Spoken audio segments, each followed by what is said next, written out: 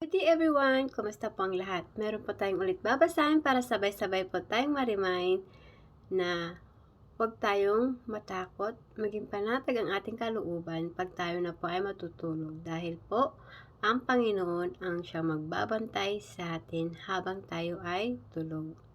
Mababasa po ito sa Psalm chapter 4 verse 8. In peace I will lie down and sleep, for you alone, Lord, make me dwell in safety. Basahin natin sa Tagalog. Salmo chapter 4 verse 8. Sa aking pagtulog, panatag ang aking loob, sapagkat kayo, Panginoon, ang nakabantay sa akin.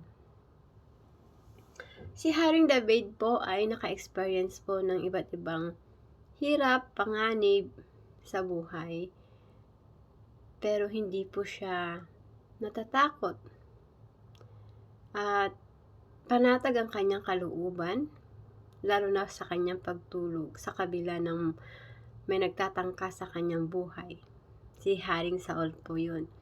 Diba? Sa kabila ng ganon ay panatag ang kalooban ni Haring David dahil buong puso siyang nagtiwala, nanalig na God is always kasama niya.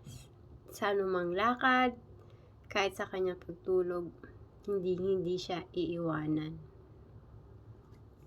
Ganon din po sa ating mga buhay. Whatever circumstances we are facing, situation ngayon sa buhay, lalo na po dyan sa Pinas, o sa iba't ibang bansa din po, hindi lang naman sa Pinas.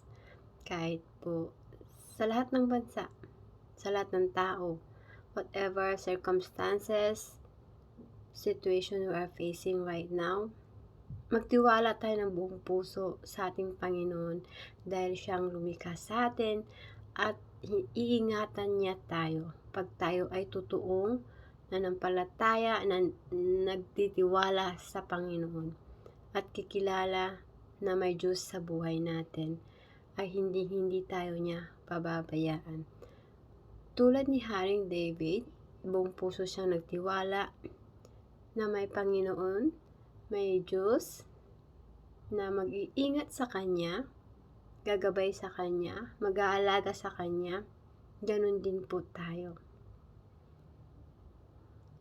Kaya po, good night everyone, sleep well and sweet dream. Always remember na ang Panginoon ang magbabantay sa'yo sa pagtulog mo. Okay, good night. Thank you for watching. God always with you.